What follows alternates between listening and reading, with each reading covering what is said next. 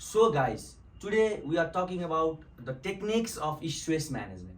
अहिलेको प्रेजेन्ट वर्ल्डमा हेऱ्यो भने धेरै स्टुडेन्टहरू स्ट्रेस लेभलमा एकदमै हाई भएको देखिन्छ। इभन कोही स्टुडेन्टहरू त डिप्रेसन लेभलसम्म पुगेको देखिन्छ। सो आज चाहिँ हामी त्यो कुराहरू कसरी सल्भ आउट गर्ने भनेर बोल्दैछौँ अथवा केही कुराहरू डिस्कस गर्दैछौँ है त। सो त्यो बुझ्नुभन्दा अगाडि सोल्युसन बुझ्नु अगाडि सबैभन्दा पहिला हामीलाई के थाहा हुनु पऱ्यो, प्रब्लम थाहा हुनु पऱ्यो। सो स्टुडेन्ट किन डिप्रेसनमा पुग्छ त अथवा किन स्ट्रेस लेभल हाई हुन्छ त। सो पहिलो कुरा हुनसक्छ स्टुडेन्टको लागि एकाडेमिक प्रेसर। एकाडेमिक प्रेसरको कारणले गर्दा एकदमै पढाइको लोड धेरै भयो भने के हुनसक्छ, स्टुडेन्ट स्ट्रेस हुनसक्छ। दोस्रो हुनसक्छ सोसियल एक्सपेक्टेसन्स। यो हाम्रो नेपाल जस्तो देशमा स्पेसल्ली एकदमै म्याक्सिमम हुन्छ। ओहो फल्नाको छोरोले त यो प्रगति गरिसक्यो, फल्नाको छोरीले यो गरिसक्यो। हो त्यो जुन सोसियल हुन्छ नि, एक्सपेक्टेसन्स हुन्छ नि त। अब यसले पनि यस्तो गर्छ, यसको आमा यस्तो हुनुहुन्थ्यो, यसको बाबा यस्तो हुनुहुन्थ्यो, सो यसले पनि यस्तो गर्ला भन्ने जुन एउटा सोसियलले एउटा जुन एक्सपेक्टेसन हामीबाट राखेको हुन्छ त्यसले हामीलाई एकदमै स्ट्रेस भएको हुन्छ है। हो त्यो पोइन्टलाई पनि हामी सोल्युसनतिर लानुपर्छ, त्यसको सोल्युसन खोज्न थाल्नुपर्छ। त्यसै गरी अर्को हुनसक्छ प्रपर टाइम म्यानेजमेन्ट प्रब्लम। भनेको टाइम म्यानेज गर्न नसक्नु पनि एउटा one of the major problem हो। यो कारणले गर्दा पनि के हुन्छ, स्टुडेन्टलाई स्ट्रेस लेभल हाई हुन्छ है। त्यसै गरी यस्ता अरू थुप्रै रिजनहरू छन् जुन कारणहरूले गर्दा चाहिँ स्टुडेन्टहरूको स्ट्रेस लेभल एकदमै हाई छ।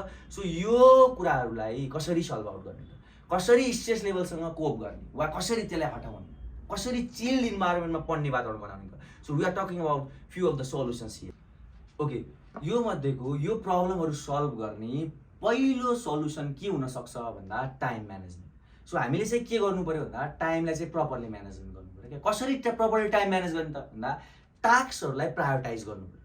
कुन टास्क सबैभन्दा इम्पोर्टेन्ट हो, कुन अलिकति कम इम्पोर्टेन्ट हो। सो जुन मेजर पार्ट हो नि त्यसलाई चाहिँ पहिला टाइम दिनु पऱ्यो, ब्रेकडाउन गरिदिनु पऱ्यो टाइम। यति समय यसको लागि भनेर पहिले नै छुट्यायो भने के हुन्छ, त्यो स्ट्रेस लेभल हाई हुँदैन। स्टुडेन्टलाई के हुन्छ भन्दा एकैचोटि 6वटा 7वटा 8वटा बुक पढ्न परिरहेको छ, हो एकदमै हेभी लोड भइरहेको छ। अनि उसले कुन पढ्ने के पढ्ने नै मेसो पाइरहेको छैन। अनि के हुन्छ त भन्दा स्टुडेन्टको स्ट्रेस लेभल हाई हुन्छ। सो यो पोइन्टमा के गर्नु पऱ्यो त भन्दा एउटा क्यालेन्डर सेट गर्नु पऱ्यो, टक्क टाइम सेड्युल बनाउने। यति बजेदेखि यति बजीसम्म यो सब्जेक्ट अथवा यति गते यो भनेर एउटा टाइम डिस्ट्रिब्युट गर्यो। टाइम म्यानेजमेन्टलाई प्रपरली हेऱ्यो भने this is the best solution for stress management अथवा स्ट्रेस रिडक्सन।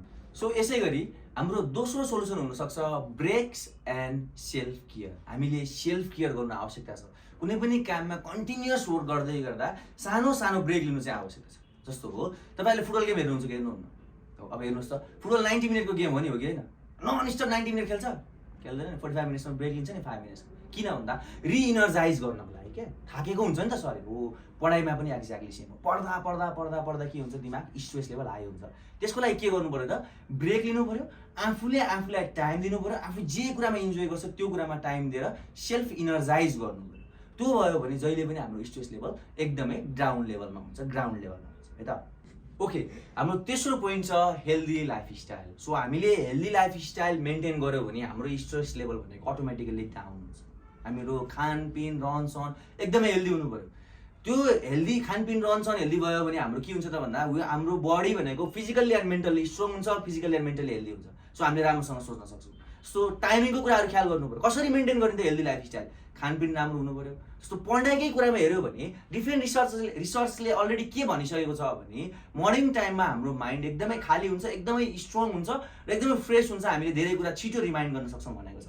भनेपछि हामीले के गर्नु पऱ्यो त भन्दा राति छिटो सुत्ने, बिहान अलिकति सक्दो छिटो उठेर पढ्ने। हो यस्तो हेबिटहरू मेन्टेन गऱ्यो भने के हुन्छ, स्ट्रेस लेभल एकदमै कम हुन्छ।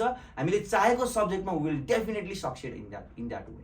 सो हाम्रो फोर्थ पोइन्ट रहेको छ गाइडेन्स। सो हामीले के पनि गर्न सक्छौँ त भन्दा गाइडेन्स लिन सक्छौँ। आफूभन्दा सिनियरसँग हुनसक्छ, आफ्नो फ्रेन्डसँग हुनसक्छ, टिचर्सहरूसँग हुनसक्छ, वा आफूलाई जोसँग एकदमै ट्रस्ट छ। कुनै पनि फिल्डमा प्रेसर भयो भने स्ट्रेस घटाउनको लागि के गर्ने हो त भन्दा सेयरिङ गर्ने हो। या एकाडेमिकल्ली पनि एउटा स्टुडेन्टले पनि के गर्न सक्छ भन्दा आफूलाई एकदमै कुन कुरामा स्ट्रेस भयो, कहिलेकाहीँ एकाडेमिक कुराले मात्रै स्ट्रेस हुन्छ भन्ने त छैन नि त, हो अरू कुराहरू हुन सक्छ। सो जोसँग हामीले एकदमै मन खोलेर सेयर गर्न सक्छौँ, हो त्यो साथी होस्, फ्रेन्ड होस्, वा दाई दिदी सिनियर टिचर, जोसँग हामीले प्रपरली आफ्नो कुराहरू सेयर गर्न सक्छौँ, उहाँहरूसँग गाइडेन्स लियो भने पनि हाम्रो के हुन्छ, स्ट्रेस लेभल म्यानेज गर्नको लागि हेल्प हुन्छ। हामीले हाम्रो स्ट्रेस लेभललाई घटाउन सक्छौँ। किनकि अब एउटा सिनियर मान्छेसँग त्यो कुराहरू सेयर गर्यो भने उहाँहरूसँग त केही न केही सोल्युसन भएको हुनसक्छ नि त। हो त्यो सोल्युसन्सले हामीलाई कहीँ न कहीँ हेल्प गर्न सक्छ। त्यो सपोर्ट लिनु चाहिँ राम्रो कुरा हो। यदि स्ट्रेस लेभल हाई भएको छ भने सपोर्ट लिगौँ, केही बिग्रिँदैन। ट्राई गरौँ, सेयर गरौँ र त्यसको सोल्युसन्सहरू खोज्नतिर लागौँ। पाँचौँ टेक्निक रहेको छ रिल्याक्सेसन टेक्निक। सो के गर्न सक्छौँ त हाम्रो स्ट्रेस लेभललाई डिक्रिज गर्न रिड्युस गर्नको लागि भने हामीले डिफ्रेन्ट रिल्याक्सेसन टेक्निकहरू युज गर्न सक्छौँ। जस्तो फिजिकल स्पोर्ट्स हुनसक्छ, त्यसपछि गएर हाम्रो मेडिटेसन हुनसक्छ, योगा हुनसक्छ। सो यस्तो कुराहरूले चाहिँ हामीले के गर्छ त भन्दा एक ठाउँमा रहेर आफ्नो स्ट्रेस लेभललाई डिक्रिज गर्नको लागि हेल्प गर्छ। जस्तो डिफ्रेन्ट रिसर्चेस हेभ अलरेडी सोन योगा गर्ने मान्छेले, मेडिटेसन गर्ने मान्छेले आफ्नो डिफ्रेन्ट सेन्सेसलाई आफ्नो कन्ट्रोलमा लिन सक्छ।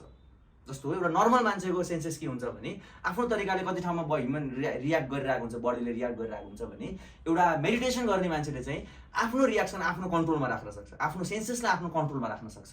सो यो मेडिटेसन, योगा, स्पोर्ट्स भन्ने कुरा चाहिँ एउटा स्टुडेन्ट लाइफमा चाहिँ एकदमै इम्पोर्टेन्ट हुनसक्छ। So this will play as a major role in reducing your stress level. So यति 5वटा पोइन्टहरूलाई तपाईँले राम्रोसँग ध्यान दिएर सुन्नुभयो र फलो गर्नुभयो भने तपाईँहरूको स्टुडेन्ट लाइफमा आउने प्रेसरहरू you can definitely minimize those pressures and you can do best on your specific field. Thank you.